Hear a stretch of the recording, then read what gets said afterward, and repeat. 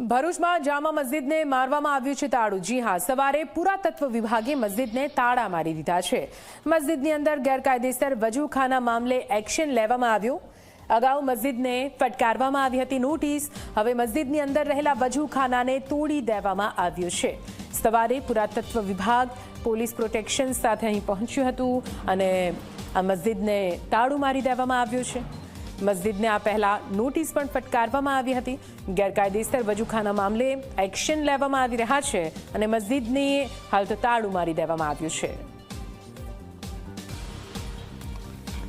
ऐतिहासिक जामा मस्जिद फरी एकवार चर्चाમાં આવી છે। પુરાતત્વ વિભાગના તપાસ દરમિયાન આ જે સ્થળ છે જેને વજુ કરવાનું સ્થાન કહેવામાં આવે છે તે ક્યાંક ને ક્યાંક નવું બાંધકામ કરેલું હોવાનું સાબિત થયું હતું ને જેને પગલે જામા મસ્જિદના ટ્રસ્ટીઓને નોટિસો પાઠવવામાં આવી હતી।